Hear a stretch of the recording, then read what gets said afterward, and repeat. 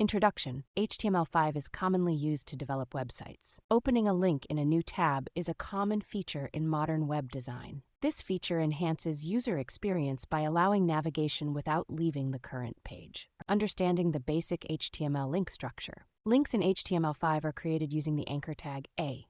The href attribute specifies the URL of the page the link goes to. Example.com, visit example.com. Opening a link in a new tab using HTML5. Opening links in a new tab is done using the target attribute of the anchor tag. Setting the target attribute to blank opens the link in a new browser tab or window. Example/example.com, visit example.com. Tips and tricks. For security reasons, include rel nupener or rel noriferer when using target a blank. This prevents the new page from accessing the window object of the original page, potentially leading to malicious activity.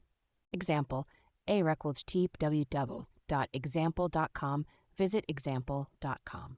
Common errors and how to avoid them. Remember to include the href attribute when using target equal blank. Without it, the link won't work as expected.